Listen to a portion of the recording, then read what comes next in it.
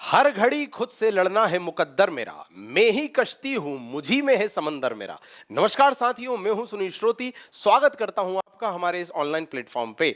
आज मैं आपके लिए एक टॉपिक लेके आया हूं जिसका नाम है सदन के कुछ प्रमुख नेता, जिसमें हम सदन के नेता की भी बात करेंगे, विपक्ष के नेता की भी बात करेंगे और सचेतक की भी बात करेंगे। तीनों की बात करेंगे। तो सबसे पहले हम बात करेंगे सदन के नेता के बारे में। तो साथियों, सदन का नेता मतलब कौन?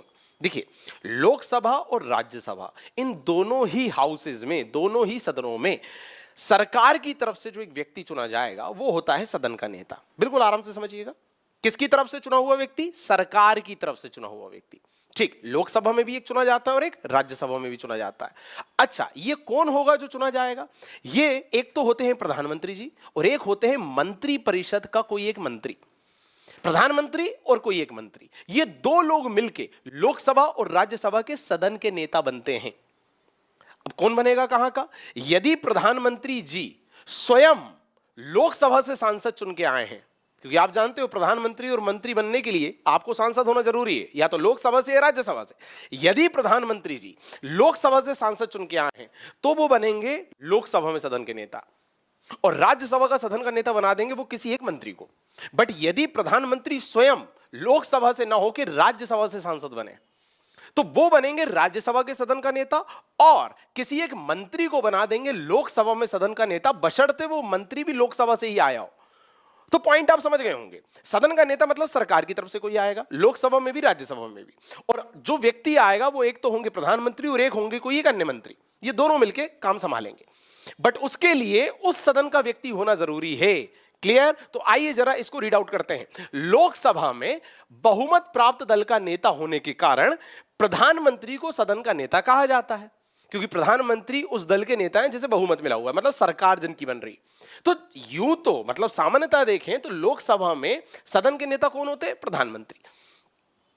यदि प्रधानमंत्री राज्यसभा से सांसद चुन के आए तो फिर तो मंत्री परिषद के किसी सांसद को जो लोकसभा से सांसद हो उसे वो बना देते हैं लोकसभा में सदन का नेता, और स्वयं बन जाते हैं राज्यसभा में सदन का नेता। क्लियर?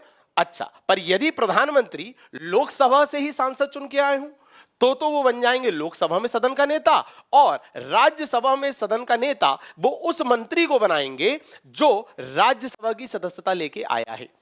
बात बड़ी सिंपल हो गई होगी, आपको समझ में आ गई होगी। प्रधानमंत्री और कोई एक मंत्री, ये दो लोग मिलके सदन के नेता बनते हैं। एक बन जाते हैं लोकसभा के, एक बन जाते हैं राज्यसभा के। ठीक, डिपेंड कि वे कहां के मेंबर हैं।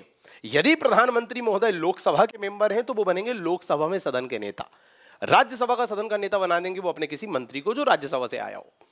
और यदि प्रधानमंत्री राज्यसभा से चुन के आए तो वो बन जाएंगे स्वयं राज्यसभा से सदन का नेता, और लोकसभा में सदन का नेता बना देंगे वो अपने उस मंत्री को जो लोकसभा से चुन के आया हुआ।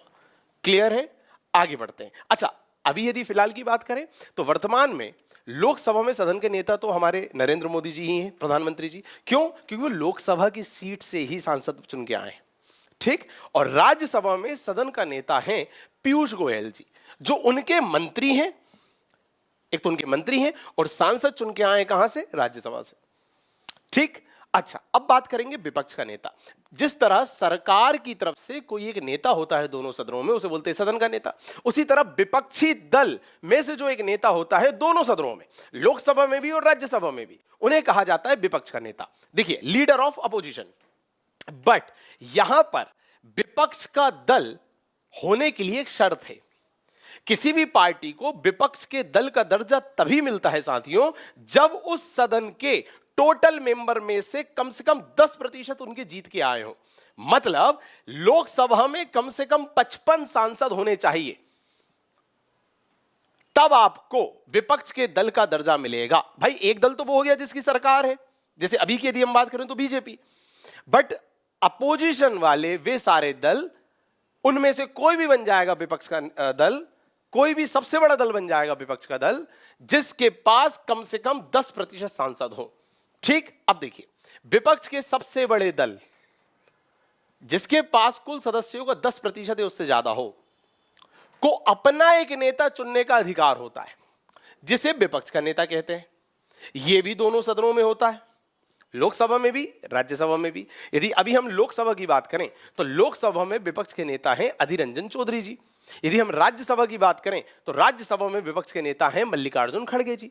ठीक, अच्छा आगे बढ़ते हैं। इसकी शुरुआत हुई 1965 में। सीधे प्रश्न पूछा जा सकता है कि विपक्ष के नेता की शुरुआत, या इस पद की शुरुआत कब से हुई? 1965 से, और इसे वैधानिक मान्यता मिली 1977 में। ठीक, अच्छा, इनके पास होता है दोस्तों कैबिनेट मंत्री का दर्जा। किसका दर्जा? कैबिनेट मंत्री का। और अमेरिका की यदि हम बात करें तो अमेरिका में इसे कहा जाता है अल्पसंख्यक नेता। अल्पसंख्यक मतलब जो माइनॉरिटी वाली पार्टी है भाई, जिनको बहुमत नहीं मिल पाया, उनका नेता। ठीक, अच्छा अगला देखें, सचेतक। एक व्यक्ति और होता है सदन में जिसे सचेतक कहते हैं। आसान भाषा में समझो, आम बोलचाल की भाषा में समझो तो जो क्लास का मॉनिटर होता है ना, उस तरह का होता है ये। मतलब जैसे टीचर को अपने सारे विद्यार्थियों को कुछ बोलना है, कुछ मैसेज पहुंचाना है, तो वो एक एक के पास जाके ना बोल के, ठीक, वो अपने क्लास के मॉनिटर या किसी को बुला के बोलेंगे बेटा ये है, जाके सब बच्चों को बोल दो। ठीक, ऐसा ही पार्टीज में भी होता है।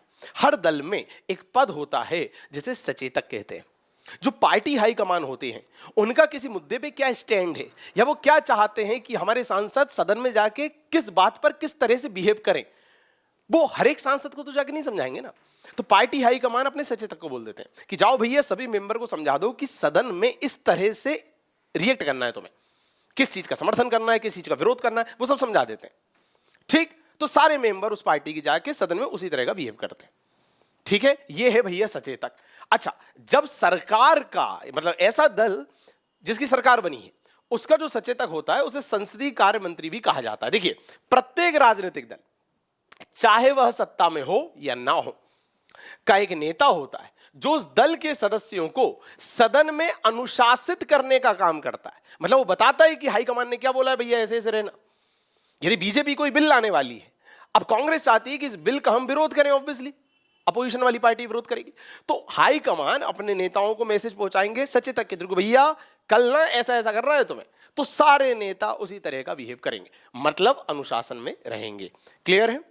और यदि सचेतक के निर्देशों का कोई उल्लंघन कर देता है, अपनी पार्टी के सचेतक की बात नहीं मानी, मतलब आपने एक तरह से पार्टी हाईकमान का उल्लंघन कर दिया, मतलब आपने अपनी पार्टी के प्रोटोकॉल को तोड़ दिया, आपने अनुशासनहीनता दिखा दी, तो ऐसा माना जाता है कि पार्टी में होते हुए भी आप पार्टी में नहीं हो, आप विरोधी गुट को फायदा पहुंचा रहे हो, तो आपके ऊपर दल बदल का दोषारोपण हो जाता है कि आपने दल बदल लिया। और आपकी जो सदस्यता है, यदि आप सांसद हैं तो संसदीय सीट, और यदि आप विधायक हैं तो विधायकी, ये चली जाती है, क्योंकि आपकी पार्टी आपकी शिकायत कर देती है। ठीक है, सदन के अध्यक्ष से। यदि लोकसभा में हो तो लोकसभा के अध्यक्ष से, और विधानसभा में हो तो विधानसभा अध्यक्ष से। क्लियर है? तो ये थे कुछ प्रमुख नेता, सदन के नेता, विपक्ष के नेता और सचेतक। बहुत बहुत धन्यवाद।